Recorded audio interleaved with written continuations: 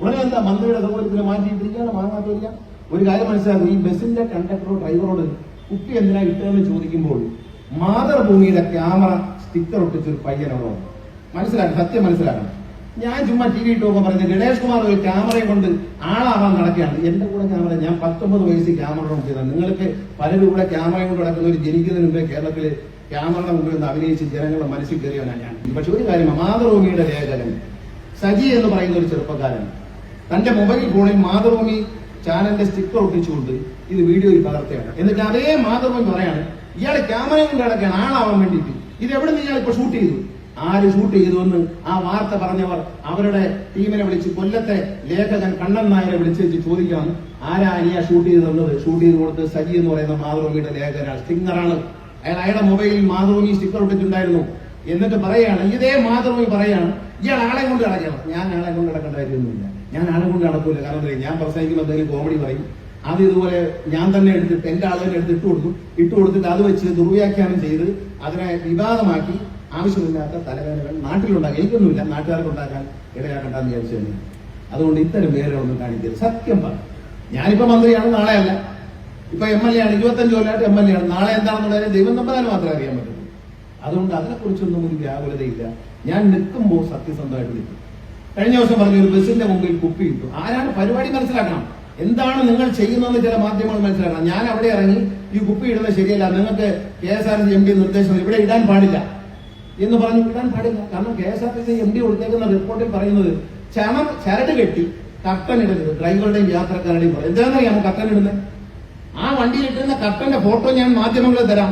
ആ വണ്ടിക്കകത്തുണ്ടായിരുന്ന കർട്ടൻ ഇടുന്നത് mobile phone എടുത്ത് ഡ്രൈവർ സംസാരിക്കുന്നത് യാത്രക്കാരൻ വീഡിയോ ഷൂട്ട് ചെയ്ത് കൊടുത്താൽ പണി പോകും. അത് ചെയ്യാതിരിക്കാൻ വേണ്ടി ഒരു അഴുക്ക തുണി എന്റെ പണം ആ വണ്ടിയുടെ മുന്നിൽ കയറിയിട്ട് ഇതിന്റെ ഡിസ്പ്ലേയിൽ കാണിക്കും. അപ്പം ഹരിയാന രജിസ്ട്രേഷൻ വണ്ടിയിലാണെങ്കിൽ ഹിന്ദി എഴുതുകയാണ്, ഇംഗ്ലീഷിൽ നിങ്ങൾ ലൈൻ ട്രാഫിക് തെറ്റിച്ചിരിക്കുകയാണ്, നിങ്ങൾക്ക് 500 രൂപ ഫൈൻ അടിച്ചിരിക്കുന്നു എന്ന് എഴുതി കാണിച്ചിട്ട് അങ്ങ് മാറും. അല്ലെങ്കിൽ ഈ തൃശ്ശൂർ തെറ്റിക്കുന്ന ആൾ കാശ്മീർ വരെയും തെറ്റിക്കും. ഇതേ തെറ്റായ ട്രാഫിക്കിലെ സ്വീകരിച്ചുകൊണ്ടേയിരിക്കും. നമ്മുടെ നാട്ടിലെ ലൈസൻസ് കൊടുപ്പ് സ്ട്രിക്റ്റായി, ഇന്ത്യയിൽ ഏറ്റവും കർശനമായി ലൈസൻസ് കൊടുക്കുന്നത് കേരളത്തിൽ. ഒരു ടെസ്റ്റിൽ പങ്കെടുത്തതിൽ 48% 50% ജയിക്കുന്നുണ്ട്. അതിന്റെ ഗുണം എന്താണെന്ന് നമ്മൾ മനസ്സിലാക്കണം. കേരളത്തിൽ ലൈസൻസ് സ്ട്രിക്റ്റ് ആവുകയും മദ്യപിച്ച് വണ്ടി ഓടിക്കുന്നവരുടെ ലൈസൻസ് ക്യാൻസൽ ചെയ്ത് അത് സസ്പെൻഡ് ചെയ്തുകൊണ്ട് IDTR ഇടപ്പാടിലുള്ള IDTRലേക്ക് ട്രെയിനിങ്ങിന് അയച്ചുകൊണ്ടും അവരെ അവിടെ പോയി പഠിച്ചു വരുമ്പോൾ നല്ല നിലയിൽ ഡ്രൈവ് ചെയ്യാൻ തുടങ്ങി. ഒരു ഡ്രൈവിംഗ് കൾച്ചറിൽ ഒരു മാറ്റം ഉണ്ടായതിന്റെ പ്രതിഫലനം എന്ന് പറയുന്നത് മുൻ വർഷത്തെക്കാൾ, കാരണം ഇത് തന്നെയാണ്, അത്ഭുതങ്ങളൊന്നും സംഭവിച്ചില്ല, പക്ഷെ മുൻ വർഷത്തെക്കാൾ 297 മരണം ഈ വർഷം കുറവാണ് എന്ന അഭിമാനം മോട്ടോർ വാഹന ഡിപ്പാർട്ട്മെന്റ് ഉണ്ടാകണം. കാരണം കേരളത്തിലെ അപകടങ്ങളിൽ മരിക്കുന്നവരുടെ എണ്ണത്തിൽ 297 നമ്പറിൽ കുറവ് കാണുന്നത്. വലിയ ചെറിയ കാര്യമല്ല. 297 ജീവൻ രക്ഷപ്പെട്ടു എന്ന് പറഞ്ഞാൽ എത്ര കുടുംബം രക്ഷപ്പെട്ടു എന്ന് നോക്കിയാൽ. അപ്പൊ മോട്ടോർ വാഹന വകുപ്പിന്റെ നിലപാട് ശക്തവും വ്യക്തവുമാണ് എന്ന് വളരെ ഉറപ്പുണ്ട്. ഇത് പറയുമ്പോൾ ആദ്യം എന്നെ ചീത്ത പറയും, എനിക്കതിനൊന്നും വിഷമമില്ല. തിരുവനന്തപുരത്തോടുന്ന ഇലക്ട്രിക് ബസ്സുകൾ നഷ്ടമാണെന്ന് പറഞ്ഞായിരുന്നു ആദ്യത്തെ വിഭാഗം. നഷ്ടമായിരുന്നു. ഒരു ഇലക്ട്രിക് ബസ്സിന് ഒരു ദിവസം ശരാശരി കിട്ടിയിരുന്നത് ഒരു 2500 രൂപയാണ്. ഇന്നത് 9000 രൂപ മുതൽ 15000 രൂപ വരെ വർദ്ധിപ്പിക്കാൻ KSRTC കഴിഞ്ഞിട്ടുണ്ട്. ഇവിടെ KSRTC ജീവനക്കാർ ഉദ്യോഗസ്ഥരോട് ചോദിച്ചു നോക്കൂ, അവരിവിടുന്ന് ഓടിക്കുന്നതല്ലേ. 2500, 1 കോടി രൂപ ഒരു വണ്ടിക്ക് കൊടുത്ത വണ്ടിക്ക് 2500 രൂപ വരെയാണ് മാക്സിമം കിട്ടിയിരുന്നത് ശരാശരി. ഇന്ന് അത് KSRTC ജീവനക്കാരും ഉദ്യോഗസ്ഥരും അതിനെ മാറ്റി ഓടിച്ച് അതിന്റെ റൂട്ടുകൾ മാറ്റി ഷെഡ്യൂളുകൾ മാറ്റി ലാഭകരമാക്കി കൊണ്ടുവരാനുള്ള അവരുടെ ശ്രമത്തിന്റെ ഭാഗമായി ഒരു വണ്ടി 9000 രൂപ മുതൽ 15000 രൂപ വരെ ശരാശരി മാറി മാറി മാറി വരുമാനം വന്നിട്ടുണ്ട്. ആലോചിച്ച് ചെറിയ കാര്യമാണോ ആ വ്യത്യാസം? 2500 നിന്ന് 9000ത്തിലേക്കും 15000ത്തിലേക്കും പോകുന്നു. ഒരു ഉദാഹരണം പറയാം. ഇവിടുന്ന് വണ്ടി പോയിട്ട് വേളി വളരെ ദൂരെയാണ്, വേളി റെയിൽവേ സ്റ്റേഷൻ വളരെ ദൂരെയാണ്. ചെയ്യുന്ന നല്ല കാര്യങ്ങൾ കാണാൻ എല്ലാവരും ശ്രദ്ധിക്കും. KSRTCയുടെ വണ്ടി ഇലക്ട്രിക് ബസ് വേളിയിൽ പോയി കിടക്കുകയാണ്. രാവിലെ 7:30 9:30 ബസ് വരും. ഡ്രൈവർ കൊടുത്തേക്കുന്ന ഷെഡ്യൂൾ 9:30 മണി. ഈ ട്രെയിൻ വരുന്ന 9:30-ക്കാണ്. 10 മിനിറ്റ് താമസിച്ചാലും നമ്മുടെ KSRTC ഡ്രൈവർ ഈ വണ്ടി കാര്യമായിട്ട് എടുത്തുകൊണ്ട് പോകും. കാരണം എടുത്തുകൊണ്ട് പോയില്ലെങ്കിൽ അയാളുടെ പേര് നടപടി വരും. കാരണം 7:30-ക്കാണ് 9:30-ക്കാണ് ഷെഡ്യൂൾ. ഷെഡ്യൂൾ തെറ്റിച്ചാൽ നടപടി. ഞാനത് അവസാനിപ്പിച്ചു. ട്രെയിൻ എപ്പോൾ വരുന്നോ അത് കഴിഞ്ഞ് 10 മിനിറ്റ് കഴിഞ്ഞ് വണ്ടി എടുക്കാൻ പറഞ്ഞു. ട്രെയിനിൽ ഇറങ്ങുന്നവർ പ്ലാറ്റ്ഫോമിൽ പുറത്തു നിന്ന് വണ്ടി കയറാം. ആ വണ്ടിയുടെ ഒരു ഏണിങ്സ് പെർ കിലോമീറ്റർ, ഒരു കിലോമീറ്റർ ഓടുമ്പോൾ ആ വണ്ടിക്ക് കിട്ടുന്ന വരുമാനം 94 രൂപ. സാധാരണ 54 നമ്മുടെ ആവറേജ്, ഏറ്റവും വലിയ ആവറേജ്. 94 മുതൽ 100 രൂപ വരെയാണ് ആ വണ്ടിയുടെ ഏണിങ്സ് പെർ കിലോമീറ്റർ. അത് സെറ്റപ്പ് ചെയ്യുന്ന മുമ്പിലേക്കാണ് വരുന്നത്. അപ്പൊ നമ്മൾ ഏതാണ്ട് എല്ലാ ട്രെയിനുകൾക്കും ഇത്തരത്തിൽ വേളിയിൽ നിന്നും ധാരാളം ട്രെയിനുകൾ വേളിയിലാണ് വരുന്നത്. ആ വേളിയിൽ നിന്ന് വരുന്ന ആളുകൾ, യാത്രക്കാർക്ക് ഇറങ്ങിക്കഴിഞ്ഞാൽ വരാൻ വേണ്ടിയിട്ട് നമ്മൾ കൃത്യമായി ഈ വണ്ടി ഓപ്പറേറ്റ് ചെയ്യാൻ പറ്റും. മോട്ടോർ വെഹിക്കിൾ ഡിപ്പാർട്ട്മെന്റ് എല്ലാം ഇപ്പോൾ വാഹന സൈറ്റിലൂടെയാണ് ചെയ്യുന്നത്. അഴിമതി വളരെയധികം കുറയ്ക്കാൻ നമുക്ക് കഴിഞ്ഞിട്ടുണ്ട്. എങ്കിലും ചില ആളുകൾ, നമ്മൾ പറഞ്ഞിട്ട് കാര്യമില്ല, ചില ആളുകൾ അങ്ങനെയായി പോവുക. എനിക്ക് മന്ത്രി എന്ന നിലയിൽ എന്റെ ഏറ്റവും വലിയ ഭാഗ്യമായിട്ട് എന്റെ കൂടെ നിൽക്കുന്ന ഉദ്യോഗസ്ഥർ, അത് നമ്മൾ പറഞ്ഞു, 3 ചെറുപ്പക്കാരാണ് വേദിയിലിരിക്കുന്നത്. സ്പെഷ്യൽ സെക്രട്ടറി ചെറുപ്പക്കാരനും പത്തനംതിട്ടയിൽ കളക്ടറായിരിക്കുമ്പോൾ വെള്ളപ്പൊക്ക ദുരിതങ്ങളെല്ലാം നേരിടാൻ കരുത്ത് കാണിച്ച PV നോക്കു ഏറ്റവും സമർത്ഥനായ ഉദ്യോഗസ്ഥനാണ്. നാഗരാജു ചകിരം ഏറ്റവും കേരള പോലീസിലെ ഏറ്റവും സത്യസന്ധനായ എഫിഷ്യന്റ് ഓഫീസറാണ്, ചെറുപ്പക്കാരനാണ്. പ്രമോദ് ശങ്കർ 42 വയസ്സുള്ള കേരളത്തിന്റെ ഏറ്റവും പ്രായം കുറഞ്ഞ KSRTC CMD ആയി വന്ന പ്രമോദ് ശങ്കർ. ഇവിടെ ഷീലയെ പറ്റി പറഞ്ഞു. ഇവരെല്ലാം ഷീലയൊക്കെ 24 ജോലി ചെയ്യുന്ന സ്വാഗത പ്രസംഗത്തിൽ നാഗരാജ് പറഞ്ഞു. ഒരു സ്ത്രീ എന്ന നിലയിൽ അവരുടെ കഴിവ്, അവരുടെ ഒരു മനോഭാവവും അഭിനന്ദനം അർഹിക്കുന്നതാണ്. ഇത്തരം ആളുകൾ KSRTCയിലെ മറ്റ് എക്സിക്യൂട്ടീവ് ഡയറക്ടർമാർ, KSRTCയിലെ ജീവനക്കാർ, ഇവര് മോട്ടോർ വെഹിക്കിൾ ഡിപ്പാർട്ട്മെന്റിലെ ഉദ്യോഗസ്ഥർ ഇൻഎഫിഷ്യൻസി കണ്ടാൽ പറയുക തന്നെ ചെയ്യണം. നിങ്ങളിപ്പോ ചിന്തിക്കും, കഴിഞ്ഞ ആഴ്ച ഇയാൾ പിണങ്ങിപ്പോയ പരിപാടി ഞാൻ ഇന്ന് പ്രിയപ്പെട്ട പ്രശാന്തിനോട് പറഞ്ഞു. പ്രശാന്ത് പ്രസംഗിക്കുകയാണെങ്കിൽ ഞാൻ പറഞ്ഞു, പ്രശാന്തെ പറയാനുള്ളതെല്ലാം പറഞ്ഞു. എന്താണെന്നറിയാമോ, കഴിഞ്ഞ ദിവസം ശുഷ്കമായ സദസ് കണ്ട് അദ്ദേഹം 2 വാക്കിൽ പ്രസംഗം നടത്തിയ ഈ പരിപാടി. പിന്നെ പ്രശാന്ത് അത് പറഞ്ഞു തരാം, എല്ലാം പറഞ്ഞു തരാം, എല്ലാ സംശയങ്ങളും ഇപ്പൊ തീർത്തരാം. ആവശ്യമില്ലാത്ത ദുഷ്പ്രചരണങ്ങൾ ചെയ്യരുത്. നമ്മൾ ആ പരിപാടി ഇത്രയും മനോഹരമായി ഇത്രയധികം വണ്ടികൾ സർക്കാർ വാങ്ങി. ഇത് ഒരു ഡിപ്പാർട്ട്മെന്റ് പുറത്തിറങ്ങുമ്പോൾ ആ ഡിപ്പാർട്ട്മെന്റിനുണ്ടാകുന്ന അഭിമാനം, മാധ്യമങ്ങളിലൂടെ ഇത് ജനങ്ങൾ കാണുമ്പോൾ മോട്ടോർ വെഹിക്കിൾ ഡിപ്പാർട്ട്മെന്റിന്റെ ഒരു പുതിയ കാൽവയ്പിനെ അഭിനന്ദിക്കും. അല്ല, കനകക്കുന്നിന്റെ താഴെ മരത്തിന്റെ മൂട്ടിൽ ഒളിച്ചിട്ടിട്ട് എയർ കണ്ടീഷൻ ഇട്ട് 2 ഉദ്യോഗസ്ഥന്മാർ അതിനകത്ത് കയറിയിരുന്നാൽ എന്ത് ഗുണമാണ് കിട്ടുന്നത്? അത് തെറ്റാണ്, അങ്ങനെ ചെയ്യരുതെന്ന് ഞാൻ പറഞ്ഞിരുന്നു. വണ്ടികൾ ഇതുപോലെ നിരത്തിയിട്ട് എല്ലാവർക്കും കാണണം, ജനങ്ങൾ കാണണം, മാധ്യമങ്ങൾ കാണണം, സോഷ്യൽ മീഡിയ കാണണം, റീൽ എടുക്കുന്നവർ കാണണം, യൂട്യൂബേഴ്സ് കാണണം.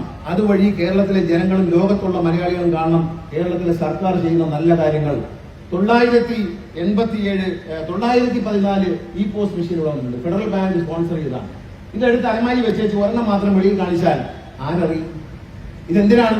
ഇത് കേരളം മുഴുവനുള്ള ഉദ്യോഗസ്ഥന്മാരെ കയ്യിൽ കൊടുക്കാനും അവർ കയ്യിൽ വെച്ചുകൊണ്ട് ആ ഫൈനുകൾ അടിക്കുന്നത് പെട്ടെന്ന് തന്നെ കൊടുക്കാനും വേണ്ടിയിട്ടുള്ള, അവർ ബില്ലടിച്ചു കൊടുക്കാൻ വേണ്ടിയുള്ള ഫൈൻ അടിച്ച് കൈ കൊടുക്കാനുള്ള സാധനമാണ്. ഇത് കോടിക്കണക്കിന് കേരളത്തിലെ സർക്കാർ ഖജനാവിലേക്ക് വരുമാനം വരാനുള്ള സാധനമാണ് ഇരിക്കുന്നത്. ഇതെടുത്ത് പെട്ടിക്കകത്ത് ചൊടിച്ച് വെച്ചിട്ട് ഒരു ഉദ്യോഗസ്ഥൻ ഒരു ട്രേക്കകത്ത് ഒരെണ്ണം കൊണ്ടുവച്ചാൽ വഴക്ക് പറയും. ആ ചോദിക്കേണ്ടത് മന്ത്രിയല്ലേ? മന്ത്രിയാണ്. ആരും മാധ്യമങ്ങളെ കുറ്റം പറയണ്ട, മന്ത്രി തന്നെയാണ് ഇതെല്ലാം ചോദിക്കേണ്ടത്. മന്ത്രിയാണ് ഡിപ്പാർട്ട്മെന്റിന്റെ CEO, ചീഫ് എക്സിക്യൂട്ടീവ് ഓഫീസർ. കാരണം ദിസ് ഇസ് ഡെമോക്രസി, ഇത് ജനാധിപത്യമാണ്. ജനാധിപത്യത്തിൽ ജനങ്ങൾ തിരഞ്ഞെടുക്കുന്ന മന്ത്രി, മുഖ്യമന്ത്രി, മന്ത്രിമാർ അവർ നിർദ്ദേശിക്കുന്ന ജനങ്ങളുടെ ആവശ്യം അത് നടപ്പിലാക്കി തരാൻ ഇതുപോലെ സമർത്ഥന്മാരായ ഉദ്യോഗസ്ഥന്മാർ ആവശ്യമുണ്ട്. അല്ലാതെ ഉദ്യോഗസ്ഥന്റെ കീഴിലല്ല മന്ത്രി എന്ന് മനസ്സിലാക്കിയിരിക്കുന്നതല്ല. ഞാൻ ഡെമോക്രസിയെ പറ്റി മനസ്സിലാക്കിയിട്ട് തന്നെയാണ് ഒരു MLA ആകാൻ വേണ്ടി വന്നത്, മന്ത്രിയായിരുന്നു. ഞാൻ 2001 മന്ത്രിയായിരുന്നു. ഡെമോക്രസിക്ക്, ജനങ്ങളുടെ ഡെമോക്രസി, ജന താല്പര്യങ്ങൾക്ക് മുൻതൂക്കം നൽകിയാണ് ഞാൻ. അതല്ല എന്റെ താല്പര്യമൊന്നുമില്ല, എനിക്കെന്തോന്ന് ലാഭം ഇതുകൊണ്ട് ഒരു ലാഭവും. ഞാനിപ്പോ മന്ത്രിയാണ്, നാളെ അല്ല. ഇപ്പൊ MLA ആണ്, 25 കൊല്ലമായിട്ട് MLA ആണ്. നാളെ എന്താണെന്നുള്ളത് ദൈവം തമ്പുരാന് മാത്രമേ അറിയാൻ പറ്റുള്ളൂ. അതുകൊണ്ട് അതിനെക്കുറിച്ചൊന്നും ഒരു വ്യാകുലതയില്ല. ഞാൻ നിൽക്കുമ്പോൾ സത്യസന്ധമായിട്ട് നിൽക്കും. കഴിഞ്ഞ ദിവസം പറഞ്ഞു, ഒരു ബസിന്റെ മുമ്പിൽ കുപ്പി ഇട്ടു. ആരാണ്? പരിപാടി മനസ്സിലാക്കണം, എന്താണ് നിങ്ങൾ ചെയ്യുന്നതെന്ന് ചില മാധ്യമങ്ങൾ മനസ്സിലാക്കണം. ഞാൻ അവിടെ ഇറങ്ങി ഈ കുപ്പി ഇടുന്നത് ശരിയല്ല, നിങ്ങൾക്ക് KSRTC MD നിർദ്ദേശം ഇവിടെ ഇടാൻ പാടില്ല എന്ന് പറഞ്ഞു. ഇടാൻ പാടില്ല. കാരണം KSRTC MD കൊടുത്തേക്കുന്ന റിപ്പോർട്ടിൽ പറയുന്നത് ചരട് കെട്ടി കർട്ടൻ ഇടരുത്, ഡ്രൈവറുടെയും യാത്രക്കാരുടെയും പറയും. എന്താണെന്നറിയാമോ കർട്ടൻ ഇടുന്നത്? ആ വണ്ടിയിൽ ഇട്ടിരുന്ന കർട്ടന്റെ ഫോട്ടോ ഞാൻ മാധ്യമങ്ങളിൽ തരാം. ആ വണ്ടിക്കകത്തുണ്ടായിരുന്ന കർട്ടൻ ഇടുന്നത്, മൊബൈൽ ഫോൺ എടുത്ത് ഡ്രൈവർ സംസാരിക്കുന്നത്, യാത്രക്കാരൻ വീഡിയോ ഷൂട്ട് ചെയ്ത് കൊടുത്താൽ പണി പോകും. അത് ചെയ്യാതിരിക്കാൻ വേണ്ടി ഒരു അഴുക്ക തുണി എല്ലാവരും ഉണ്ടായിരുന്ന പടം. ആ വണ്ടി തിരുവനന്തപുരം വന്നപ്പോൾ പരിശോധിച്ച പടമുണ്ട്. ഒരു കയർ ഇങ്ങനെ കെട്ടിയിട്ട്, ഈ ഡ്രൈവറെ പുറകിൽ ഒരു കയർ ഇങ്ങനെ കെട്ടിയിട്ട് അതിലൊരു ചുമന്ന അഴുക്ക തുണി ഇങ്ങനെ തൂക്കിയിട്ടിരിക്കുക. ഒരു അഴുക്കായ ഒരു തുണി, കൂറ തുണി, അത് തൂക്കിയിട്ടിരിക്കുക. അത് തൂക്കിയിട്ടേക്കുന്നത് എന്തെന്നറിയാം? ഈ ഡ്രൈവർ മൊബൈൽ എടുത്ത് സംസാരിക്കുന്ന യാത്രക്കാരൻ കണ്ടാൽ അപ്പൊ തന്നെ വീഡിയോയിൽ പകർത്തും വണ്ടിക്കകത്ത് നിന്ന്, അപ്പോഴേ അയച്ചു കൊടുക്കും, പണി സസ്പെൻഷനിലാവും. അതൊക്കെ ചെയ്യാൻ പാടില്ലാത്ത, ചെയ്യരുത്, ഇത് ചെയ്യരുത്. കുപ്പി എടുത്തിടരുത്, പ്ലാസ്റ്റിക് കുപ്പികൾ തന്നെ ഉപയോഗിക്കാൻ പാടില്ല എന്നെല്ലാം പറഞ്ഞതിന് ശേഷം ഈ പേരൂക്കട ബസ് സ്റ്റേഷനിൽ ജോലി ചെയ്യുന്ന KSRTC ജീവനക്കാർ പറയട്ടെ, നിങ്ങൾ ശുചിത്വ ഹരിത കേരള മിഷന്റെ ശുചിത്വ പദ്ധതിയിൽ പങ്കെടുത്ത് ഇവിടെ മുഴുവൻ വൃത്തിയാക്കില്ല. ഈ ഓഫീസുകളെല്ലാം നിങ്ങൾ വൃത്തിയായി സൂക്ഷിക്കുന്നില്ലേ? മാധ്യമങ്ങൾ മനസ്സിലാക്കണം, മോട്ടോർ വെഹിക്കിൾ ഡിപ്പാർട്ട്മെന്റിലും KSRTCയിലും സ്മാർട്ട് സാറ്റർഡേ എന്നൊരു പ്രോഗ്രാം ഉണ്ട്. അതായത് ശനിയാഴ്ച ദിവസം ആരും തന്നെ ഓഫീസിൽ ഉച്ചയ്ക്ക് ശേഷം ജോലി ചെയ്യേണ്ട എന്ന് ഗണേഷ് കുമാർ മന്ത്രി ശേഷം നിർദ്ദേശിച്ചിട്ടുണ്ട്. ആ സമയത്ത് ആ ഓഫീസിലെ RTO മുതൽ അവിടുത്തെ സ്വീപ്പർ വരെയുള്ള ആളുകൾ ഒരുമിച്ച് ഒരു ടീമായിട്ട് ഓഫീസ് ക്ലീൻ ചെയ്യുക എന്നുള്ളതാണ്. ഓഫീസ് ക്ലീൻ ചെയ്തിട്ട് ശനിയാഴ്ച വൈകിട്ട് പൂട്ടിയിട്ട് പോകാം. സെക്കൻഡ് സാറ്റർഡേ ആണെങ്കിൽ ഫ്രൈഡേ ഉച്ചയ്ക്ക് 1 മണിക്ക് ശേഷം ഒരു ഫയലും കൈകാര്യം ചെയ്യേണ്ട. നിങ്ങൾ ഇതെല്ലാം വൃത്തിയാക്കി, എല്ലാം വാരി അടുക്കി, പൊടിയെല്ലാം തുടച്ച്, ഫാനെല്ലാം വൃത്തിയാക്കി, ബാത്റൂം വരെ ക്ലീൻ ചെയ്തിട്ട് പൂട്ടിയിട്ട് പോവുക. തിങ്കളാഴ്ച വരുമ്പോൾ ഫ്രഷ് ആയിട്ട് ഓഫീസ് തുറന്ന് ജോലിക്കുക. മാത്രവുമല്ല, ഇത്തരത്തിൽ ഫയലുകൾ അടുക്കി വെക്കുമ്പോൾ ആ ഓഫീസിലേക്ക് സ്ഥലം മാറി വരുന്ന ഒരു ഉദ്യോഗസ്ഥന് ആഴ്ചകൾ കൊണ്ട് ഈ ഓഫീസിലെ എല്ലാ ഫയലുകളും എവിടെയാണ് ഇരിക്കുന്നത് ആരോടും ചോദിക്കാതെ അറിയാൻ പറ്റും. കാരണം ഇദ്ദേഹം കൂടെ ചേർന്നാണല്ലോ ഇത് അടുക്കി വെക്കുന്നത്. ആ ഒരു അര ദിവസം കൊണ്ട് ഒന്നും ഈ രാജ്യത്ത് സംഭവിക്കാറില്ല. പക്ഷെ ഓഫീസ് വൃത്തിയായി. സ്മാർട്ട് സാറ്റർഡേ പ്രോഗ്രാമിന്റെ ഭാഗമായി RTO ഓഫീസിലെ ഉദ്യോഗസ്ഥന്മാരെ കൊണ്ട് കേരളം ഒട്ടുക്കും എല്ലാ ഓഫീസിലും കിടന്ന സർവ്വ മാലിന്യവും മാറ്റി. അതുപോലെ ഈ വേസ്റ്റ് കമ്പ്യൂട്ടറുകളുടെ പഴയ ചീത്തയായ കമ്പ്യൂട്ടർ ഇത് മുഴുവൻ നമ്മൾ റിമൂവ് ചെയ്തിട്ടുണ്ട്. ഒരു ഓഫീസിലും ഇല്ല. നിങ്ങൾ പോയി പരിശോധിക്കൂ, വൃത്തിയുണ്ടോ എന്ന് പരിശോധിക്കൂ. പിന്നെ അത് കാണുമ്പോഴത്തേക്ക് മന്ത്രി ഇത് കണ്ടില്ലയോ, ഇന്ന ബസ് സ്റ്റാൻഡിൽ ചള്ളാൻ ചെടിയുണ്ട്, അതൊക്കെ ഉണ്ടെന്നേ ഇത് മാറ്റിയെടുക്കണ്ടേ, പതുക്കെയല്ലേ പറ്റൂ. ഒരു ദിവസം രാവിലെ ഇതിങ്ങനെ മാജിക്ക് വടി ഇങ്ങനെ കാണിക്കുമ്പോൾ ഇതെല്ലാം മാറാൻ ഞാൻ മുതുകാടാണോ? അല്ല. അപ്പൊ മാജിക്കൽ വടിയൊന്നും നമ്മുടെ കയ്യിലില്ല, അലാവുദ്ദീന്റെ അല്പവിളക്കുമില്ല. പക്ഷെ വളരെ വിഷമത്തിൽ കിടക്കുന്ന ഒരു സാധനത്തെ കുറേശ്ശെ പരിഷ്കരിച്ചു കൊണ്ടുവരികയാണ്. ഇപ്പൊ ബഹുമാനപ്പെട്ട MLA ഇവിടെ തന്നെ ഈ ബസ് സ്റ്റാൻഡിൽ 5 കോടി രൂപ അദ്ദേഹത്തിന്റെ താല്പര്യപ്രകാരം അനുവദിച്ചിരുന്ന ഡിസൈൻ കഴിഞ്ഞ ദിവസം അദ്ദേഹം കൂടി ഇരുന്ന് ഫൈനലൈസ് ചെയ്തിട്ടുണ്ട്.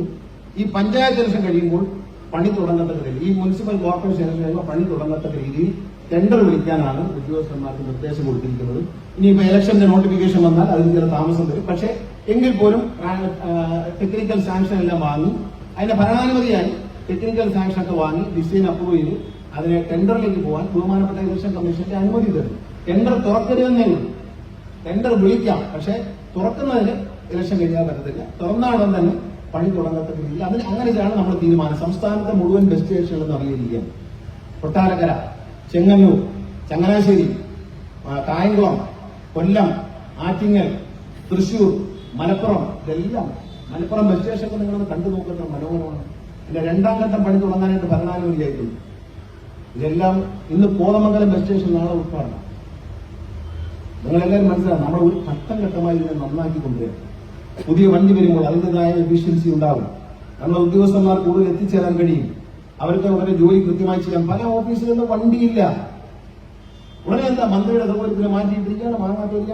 ഒരു കാര്യം മനസ്സിലാക്കും, ഈ ബസിന്റെ കണ്ടക്ടറോ ഡ്രൈവറോട് കുപ്പി എന്തിനാ ഇട്ടതെന്ന് ചോദിക്കുമ്പോൾ മാതൃഭൂമിയുടെ ക്യാമറ സ്റ്റിക്കർ ഒട്ടിച്ചൊരു പയ്യനോടോ മനസ്സിലാക്കണം, സത്യം മനസ്സിലാക്കണം.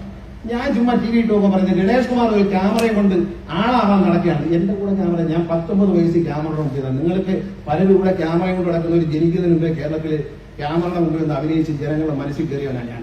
എന്നോട് പറയും, കാരണം എനിക്കതിന്റെ ആവശ്യമൊന്നും. ഗണേഷ് കുമാറിന്റെ മലയാളി ലോകത്ത് എവിടെ ഉണ്ടെങ്കിലും ഗണേഷ് കുമാറിനെ അറിയാം. എന്നെ കണ്ടാൽ തിരിച്ചറിയാത്ത ഒരു മലയാളിയില്ല. അത് എന്റെ ദൈവം തന്ന ഭാഗ്യമാണ്. ഞാൻ ചെയ്ത തൊഴിലിന്റെ ഭാഗ്യമാണ്. ഞാൻ ചെയ്ത തൊഴിലിന്റെ നന്മയാണ്. ഇന്നും ഞാൻ സിനിമ അഭിനയിക്കും. അടുത്ത 2 ദിവസം ഞാൻ സിനിമ അഭിനയിക്കാൻ പോകുന്നത്, ദൃശ്യം 3 അഭിനയിക്കാൻ പോകും. ഞാനിപ്പോഴും സിനിമ അഭിനയിക്കുന്നു. ഞാൻ സിനിമാ നടനാണെന്ന് അറിയുന്നതിൽ എനിക്ക് അഭിമാനമുണ്ട്. ഇതൊന്നും ഇല്ലെങ്കിലും ഞാൻ സിനിമ അഭിനയിച്ചിരിക്കും. പക്ഷെ ഒരു കാര്യമാണ്, മാതൃഭൂമിയുടെ ലേഖകൻ സജി എന്ന് പറയുന്ന ഒരു ചെറുപ്പക്കാരൻ തന്റെ മൊബൈൽ ഫോണിൽ മാതൃഭൂമി ചാനലിന്റെ സ്റ്റിക്കർ ഒട്ടിച്ചുകൊണ്ട് ഇത് വീഡിയോയിൽ പകർത്തുകയാണ്. എന്നിട്ട് അതേ മാതൃഭൂമി പറയാണ്, ഇയാളെ ക്യാമറയും കൊണ്ട് കിടക്കുകയാണ് ആളാവാൻ വേണ്ടിയിട്ട്. ഇത് എവിടെ നിന്ന് ഇയാൾ ഇപ്പൊ ഷൂട്ട് ചെയ്തു? ആര് ഷൂട്ട് ചെയ്തു എന്ന് ആ വാർത്ത പറഞ്ഞവർ അവരുടെ ടീമിനെ വിളിച്ച്, കൊല്ലത്തെ ലേഖകൻ കണ്ണൻ നായരെ വിളിച്ച് ചോദിക്കണം, ആരാ അനിയ ഷൂട്ട് ചെയ്ത് തന്നത്? ഷൂട്ട് ചെയ്ത് കൊടുത്ത് സജി എന്ന് പറയുന്ന മാതൃഭൂമിയുടെ ലേഖകനാണ്, സ്റ്റിങ്ങറാണ്. അയാളുടെ മൊബൈലിൽ മാതൃഭൂമി സ്റ്റിക്കർ ഇട്ടിട്ടുണ്ടായിരുന്നു. എന്നിട്ട് പറയാണ്, ഇതേ മാതൃഭൂമി പറയാണ്, ഇയാൾ ആളെ കൊണ്ട് കിടക്കണം. ഞാൻ ആളെ കൊണ്ട് കിടക്കേണ്ട കാര്യമൊന്നുമില്ല. ഞാൻ ആളെ കൊണ്ട് നടക്കൂല. കാരണം ഞാൻ പ്രസംഗിക്കുമ്പോൾ എന്തെങ്കിലും കോമഡി പറയും. അത് ഇതുപോലെ ഞാൻ തന്നെ എടുത്തിട്ട് എന്റെ ആളുകളെ എടുത്ത് ഇട്ട് കൊടുത്തിട്ട് അത് വെച്ച് ദുർവ്യാഖ്യാനം ചെയ്ത് അതിനെ വിവാദമാക്കി ആവശ്യമില്ലാത്ത തലവേദനകൾ നാട്ടിലുണ്ടാക്കി. എനിക്കൊന്നുമില്ല, നാട്ടുകാർക്ക് ഉണ്ടാക്കാൻ ഇടയാക്കണ്ടെന്ന് വിചാരിച്ചു തന്നെ. അതുകൊണ്ട് ഇത്തരം പേരുകളൊന്നും കാണിക്കരുത്. സത്യം പറയും, കള്ളം പറയും. ഇന്നിപ്പോ നിങ്ങൾ കണ്ടല്ലോ, ഈ ചടങ്ങ് ഇത്ര മനോഹരമായി സംഘടിക്കാൻ മോട്ടോർ വാഹന വകുപ്പിന് കഴിയും എന്ന് മനസ്സിലായല്ലോ. 52 പേര്, 52 വണ്ടിയിൽ ഈ 2 ഉദ്യോഗസ്ഥൻ വെച്ച് AC തകർത്ത് കയറിയിരുന്നു കനകക്കുന്നിൽ. വെളിയിൽ 20 കസേര പോലും ഇല്ല. ഉണ്ടായിരുന്നോ? അവിടെ വന്ന മാധ്യമപ്രവർത്തകർ ക്യാമറയിൽ ഷൂട്ട് ചെയ്ത് നിങ്ങൾ പറ, സത്യം വേണം പറയാൻ. ഉണ്ടായിരുന്നോ? അങ്ങനെയാണോ ഇന്ന് ഈ ചടങ്ങ് നടക്കുന്നത്? ഈ പേരുകൂടെയുള്ള നല്ലവരായ ജനങ്ങൾ പങ്കെടുക്കുന്നില്ലേ ഇതിനകത്ത്? പല മേഖലയിൽ നിന്ന് വന്നവർ പങ്കെടുത്തില്ല, സഹോദരി സഹോദരന്മാർ പങ്കെടുക്കുന്നില്ലേ? ഇത്ര ഉദ്യോഗസ്ഥന്മാർക്ക് വരാൻ അറിയാം. ഇവരൊക്കെ എവിടെയായിരുന്നു? 52 വണ്ടിയിൽ 104 പേര് കയറി AC താഴ്ത്തിരിക്കും. എന്തിനാ? ആ 52 പേര് ഇറങ്ങി പുറത്തിരുന്നെങ്കിൽ ആ സദസ് അങ്ങനെ ആവുമായിരുന്നു.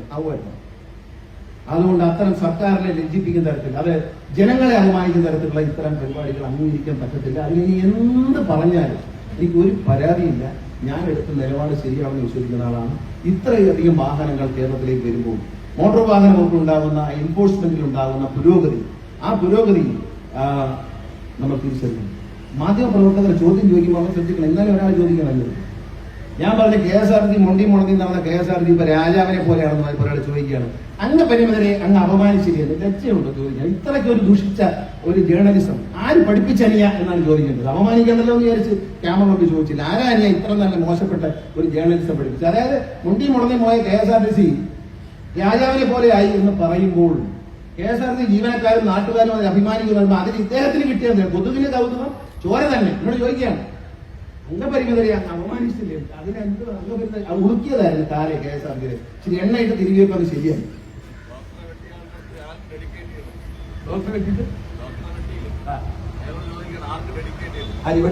ഡോക്ടറെ വെട്ടിയത് ആർക്ക് ഡെഡിക്കേറ്റ് ചെയ്യണം എന്ന് ചോദിക്കുന്ന രീതിയാണ്. എന്ത് ജേർണലിസമാണ് എന്നോട് ചോദിക്കണം തന്നെ. പിന്നെ ഒരു ചെറുപ്പക്കാരനാണ്, എല്ലാവരെയും ക്യാമറ ഓടെയാണ്, തർക്കുത്തരം പറഞ്ഞ് നാണം കെടുത്തുള്ളത്. എനിക്ക് തമാശയോട് കളിയാക്കാൻ എനിക്ക് നന്നായിട്ട് അറിയാം. അത് ചെയ്യണ്ട എന്ന് വിചാരിച്ചാൽ അത്തരം ചോദ്യങ്ങളും ചോദിക്കുന്ന ആളുകൾ. അത്രയും നേരം പ്രസംഗം, 1 മണിക്കൂറോളം നീണ്ടുന്ന ഒരു പ്രസംഗം കേട്ടിട്ട് മുന്നേ നടന്ന KSRTC രാജാവിനെ പോലെ ആയി എന്ന് പറഞ്ഞാൽ നിങ്ങൾ അംഗപരിമിതരെ അപമാനിച്ചതല്ലേ? അവന്റെ മനസ്സ് എത്ര വിഷമുള്ളതാണെന്ന് ആലോചിക്കണം. നമ്മൾ സ്വപ്നം കാണാത്ത ഒരു കാര്യം അവൻ കാണണമെങ്കിൽ അവന്റെ മനസ്സ് എന്തുമാത്രം പോയിസണസ് ആണെന്ന് ആലോചിക്കണം. വേറെ ഒരു ചോദ്യം കിട്ടിയില്ല. ചോദിച്ച ചോദ്യമാണ്. ഇതിന് മറുപടി ഉണ്ടായിരുന്നു. പക്ഷെ പറഞ്ഞാൽ ആ ചെറുപ്പക്കാരൻ അവിടെ മറ്റുള്ളവരുടെ മുമ്പിൽ പരിഹാസം മാത്രമാവണ്ടെന്ന് ഞാൻ പറഞ്ഞിരുന്നേ ഉള്ളൂ. മറുപടി പറയാൻ അറിയാത്തതൊന്നുമല്ല ഗണേഷ് കുമാർ. നല്ല മറുപടി പറഞ്ഞ് കേരള ചരിത്രത്തിൽ സ്ഥാനം പിടിച്ച ആ ബാലേശ്വരയുടെ മോനാണ്. അങ്ങനെ മറുപടി പറയാനൊന്നും ദാരിദ്ര്യമൊന്നും. അതൊക്കെ നമ്മൾ പറയും, അതൊക്കെ പറയും. നാടിന്റെ നന്മയ്ക്കാണ് പറഞ്ഞത്. ഇടതുപക്ഷ ജനാധിപത്യം സർക്കാർ ചെയ്യുന്ന വലിയ കാര്യങ്ങളെ ചെറുതാക്കി കാണിക്കാൻ എല്ലാ ദിവസവും രാവിലെ ഓരോരോ കലാപരിപാടികളായി പറഞ്ഞു. കഴിഞ്ഞ ഇലക്ഷൻ മുമ്പ് ഒരു സ്വർണ്ണമായിരുന്നു, ഒരു പെൺകൊച്ചും ഒരു സ്വർണവും കൂടെ. ഇപ്രാവശ്യം വേറെ ഏതാണ്ട് ഒരു സ്വർണവും കൊണ്ടാക്കിയിരുന്നു. അതിന് എനിക്ക് മനസ്സിലാവാത്ത അതല്ല. ദേവസ്വം ബോർഡിന്റെ മേളിൽ സർക്കാരിനോ മന്ത്രിക്കോ യാതൊരു നിയന്ത്രണമില്ല. ആ ദേവസ്വം ബോർഡിൽ ആരോ എന്തോ കുഴപ്പം കാണിച്ചു എന്ന് പറഞ്ഞ് മന്ത്രി രാജിവെക്കണമെന്ന് ആവശ്യപ്പെടുന്ന സയൻസ് മനസ്സിലാവും. പിന്നെ ദേവസ്വം ബോർഡിൽ ബഹുമാനപ്പെട്ട ഹൈക്കോടതി ഇടപെട്ടു ശബരിമലയിലെ വിഷയത്തിൽ. ഇന്ന രീതിയിലുള്ള ഒരു അന്വേഷണം നടത്തണമെന്ന് ബഹുമാനപ്പെട്ട ഹൈക്കോടതി നിർദ്ദേശിച്ചു. ആ അന്വേഷണം നടന്നുകൊണ്ടിരിക്കുകയാണ്. അത് പര്യാപ്തമല്ലെങ്കിൽ ഇതിന്റെ മേളത്തെ അന്വേഷണം നടത്തണം എന്ന് പറയേണ്ടത് ബഹുമാനപ്പെട്ട ഹൈക്കോടതിയാണ്. ഹൈക്കോടതി ഈ വിഷയം എടുത്തു കഴിഞ്ഞു. ഹൈക്കോടതി വിഷയത്തിൽ ഒരു അന്വേഷണം പ്രഖ്യാപിച്ചു കഴിഞ്ഞു. ആ പ്രഖ്യാപിച്ച അന്വേഷണം നടന്നുകൊണ്ടിരിക്കുകയാണ്. ഇന്ന രീതിയിലുള്ള അന്വേഷണം വേണമെന്ന് നിർദ്ദേശിച്ചു. അത് നടന്നുകൊണ്ടിരിക്കുകയാണ്. അത് തൃപ്തികരമല്ലെങ്കിൽ അതിന് മുകളിലേക്ക് പോകുന്ന കാര്യം ബഹുമാനപ്പെട്ട ഹൈക്കോടതി. CBI അന്വേഷണം വേണമെങ്കിലും പറയാനുള്ള അധികാരം ഹൈക്കോടതിക്കുണ്ട്. ബഹുമാനപ്പെട്ട ഹൈക്കോടതി പറയുന്നതിന് മുമ്പേ ബഹളം തുടങ്ങി. അങ്ങനെ ഹൈക്കോടതി പറഞ്ഞത് അന്വേഷണത്തിന് മേളിൽ അതിനേക്കാളും വലിയൊരു ക്രൈംബ്രാഞ്ച് അന്വേഷണം, ഒരു CBI അന്വേഷണം പ്രഖ്യാപിക്കാൻ കേരളത്തിന്റെ മുഖ്യമന്ത്രിക്കോ മന്ത്രിസഭയ്ക്കോ അധികാരമുണ്ട്. കോടതിയുടെ മേളിലാണോ സർക്കാർ? അല്ല എന്ന് നമ്മൾ മനസ്സിലാക്കണം. ബഹുമാനപ്പെട്ട ഹൈക്കോടതിയുടെ മുകളിലല്ല സർക്കാർ, മുഖ്യമന്ത്രി. അപ്പോൾ ബഹുമാനപ്പെട്ട ഹൈക്കോടതി നിർദ്ദേശിച്ചിരിക്കുന്ന അന്വേഷണം നടക്കുകയാണ്. അത് തൃപ്തികരമല്ല എന്ന് ബഹുമാനപ്പെട്ട ഹൈക്കോടതിക്ക് തോന്നിയാൽ അതിന്റെ മുകളിലുള്ള അന്വേഷണത്തിലേക്ക് ഹൈക്കോടതി കടക്കും. അതിന് മുഖ്യമന്ത്രി എന്തുകൊണ്ട് പ്രഖ്യാപിച്ചു ഇതിന് മേലൊരു സ്ഥാനം ഇത് പ്രഖ്യാപിക്കാൻ? ഹൈക്കോടതി ഉത്തരവിന്റെ മേളിൽ പ്രഖ്യാപിക്കാൻ മുഖ്യമന്ത്രിക്കോ സർക്കാരിനോ അധികാരമില്ല എന്ന് കേരളത്തിലെ സാധാരണക്കാരായ ജനങ്ങൾക്ക് അറിയാം. അത് മനസ്സിലാക്കണം. അതിനുവേണ്ടിയാണ് 4 ദിവസം കേരളത്തിന്റെ നിയമസഭ സ്തംഭിപ്പിച്ചത്. നിങ്ങൾ മനസ്സിലാക്കണം, ഒരു കേരള നിയമസഭ കൂടുന്ന ദിവസം ഏതാണ്ട് 50 ലക്ഷം രൂപ ചെലവുണ്ട്. 4 ദിവസം ഈ സ്തംഭിപ്പിച്ചതിലൂടെ പ്രതിപക്ഷം കേരള സർക്കാരിന്റെ ഖജനാവിലെ 2 കോടി രൂപയാണ് നശിപ്പിച്ചതെന്ന് പിരിഞ്ഞു പോകുമ്പോൾ ഓർത്തേച്ച് വേണം പോകാൻ എന്ന് എനിക്ക് പറയാം. കേരളത്തിന്റെ നിയമസഭ ഒരു ദിവസം കൂടാൻ 50 ലക്ഷം രൂപ. MLA-മാരെ TA അടക്കം ഇതെല്ലാം വാങ്ങി പോക്കറ്റിലിട്ടിട്ട് സ്തംഭിപ്പിച്ച് പോയിരിക്കുന്നത് മര്യാദയല്ല എന്ന്, ജനാധിപത്യത്തിൽ മര്യാദയല്ല എന്ന് ഞാൻ ഒരു സാധാരണക്കാരനാണ്, ഒരു ചെറിയ പാർട്ടിയുടെ നേതാവാണ്. എങ്കിലും എന്റെ ഒരു പൗരൻ എന്നുള്ള എന്റെ അവകാശത്തെ പറയാം, മന്ത്രി എന്നുള്ള നിലയിലല്ല ഞാൻ പറയുകയാണ്, അത് തെറ്റാണ്. പൊതു ഖജനാവിൽ 4 ദിവസം സംഭവിപ്പിക്കുമ്പോൾ 2 കോടി രൂപ അവസാനിക്കുന്നുണ്ട്. MLA-മാരുടെ ശമ്പളവും DA അടക്കം ഒരു അസംബ്ലി ഒരു ദിവസം കൂടാൻ 50 ലക്ഷം രൂപ ചെലവില്ല. അതാണ് ഈ ഇല്ലാത്ത കാര്യത്തിന്, ഏത് കാര്യത്തിനും ഇല്ലാത്ത കാര്യം ഇങ്ങനെയൊന്നും ചെയ്യരുത്. ഇടതുപക്ഷ ജനാധിപത്യ മുന്നണി എന്തെവിടൊക്കെയാണ് ചെയ്യേണ്ടതെന്ന് അറിവ് ചെയ്യുന്നുണ്ട്. നിങ്ങൾക്കറിയാം, ഇന്നലെ ഞങ്ങൾ നിയമസഭയിൽ ക്യാൻസർ ചികിത്സയ്ക്ക് വേണ്ടി വരുന്ന സഹോദരന്മാർ അവർക്ക് ആനുകൂല്യം പ്രഖ്യാപിച്ചു. സമ്പൂർണ്ണ സൗജന്യ യാത്ര KSRTC സൂപ്പർ ഫാസ്റ്റ് മുതൽ താഴോട്ടുള്ള വണ്ടികളിൽ, സൂപ്പർ ഫാസ്റ്റ് ബസ്സുകളിൽ അവർക്ക് റിസർവേഷനും ഫ്രീ ആയിരിക്കുമെന്ന് ഞാൻ പറഞ്ഞു. ക്യാൻസർ രോഗികൾ എന്നവരെ പറയാതിരിക്കാൻ വേണ്ടി ഈ പദ്ധതിക്ക് മറ്റൊരു പേര് നിർദ്ദേശിക്കുകയാണ്. ഞാൻ ഇന്നലെ വീട്ടിൽ നിന്നപ്പോൾ എന്റെ മനസ്സിൽ തോന്നിയതാണ്. ഹാപ്പി ലോങ് ലൈഫ് എന്നാണ് ഈ പദ്ധതിയുടെ പേര്. ഞാൻ ആ പേരോടെ പ്രഖ്യാപിക്കുകയാണ്. ഈ പാസ് കൊടുക്കുന്ന ഈ പദ്ധതി, പാസിനകത്ത് നല്ല കളർഫുൾ പാസിന് ആളിന്റെ ഫോട്ടോയും ഹാപ്പി ലോങ് ലൈഫ് എന്നെഴുതും. എല്ലാ ഓർഡിനറി ബസ്സുകളിലും 2 സീറ്റ് അതിനുവേണ്ടി. കാരണം ഇവര് ബസ്സിൽ നിന്ന് യാത്ര ചെയ്യാൻ പറ്റില്ല. ഇപ്പൊ നെടുമങ്ങാട് വരുന്നൊക്കെ ഓർഡിനറി ബസ്സായിരിക്കും. അപ്പൊ ആ ബസ്സിൽ കയറി തിരുവനന്തപുരത്തേക്ക് വരുമ്പോൾ അവർ ജയിക്കാൻ 2 സീറ്റ് ഹാപ്പി ലോങ് ലൈഫ് എന്ന പേരിൽ റിസർവ് ചെയ്യും. ഈ ഹാപ്പി ലോങ് ലൈഫിന്റെ സീറ്റുകളിൽ ആളുകൾ ഇരിക്കാം. പക്ഷേ ഈ പാസുമായി ആരെങ്കിലും വരുന്നുണ്ടെങ്കിൽ കണ്ടക്ടർ ആവശ്യപ്പെടുമ്പോൾ അവർ മാറിക്കൊടുക്കണം എന്ന സ്റ്റിക്കറും അവിടെ ഒട്ടിക്കും.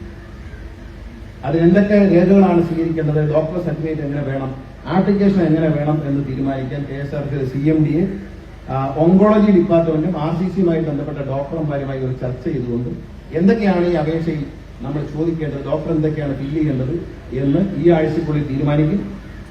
പറ്റുമെങ്കിൽ അടുത്ത ആഴ്ച തന്നെ കാർഡ് വിതരണം ആരംഭിക്കും. അതിനൊന്നും താമസമില്ല. അതുകൊണ്ട് ജനങ്ങളൊപ്പമാണ് ഇടതുപക്ഷ ജനാധിപത്യ സർക്കാർ, ജനങ്ങൾക്കൊപ്പമാണ്. അതിൽ ആർക്കും ഒരു സംശയവും വേണ്ട. എല്ലാ കാര്യങ്ങളിലും എന്താണോ ജനങ്ങൾ ആഗ്രഹിക്കുന്നത് അത് നേടിക്കൊടുക്കാൻ നമ്മൾ ശ്രമിക്കും. ഞാൻ ഇന്ന് നിങ്ങൾക്ക് ലൈസൻസ് സ്ട്രിക്റ്റ് ആക്കണം, ഡ്രൈവിംഗ് സ്കൂളുകൾ നന്നായി വണ്ടി ഓടിക്കാൻ പഠിപ്പിക്കണം, ഇതെല്ലാം പറയുമ്പോൾ നിങ്ങൾക്ക് ഇപ്പോൾ വിഷമം തോന്നും. പക്ഷെ കുറച്ച് കഴിയുമ്പോൾ നമ്മുടെ മക്കൾ റോഡിൽ ഇറങ്ങുമ്പോഴേ ദണ്ണമുള്ളൂ.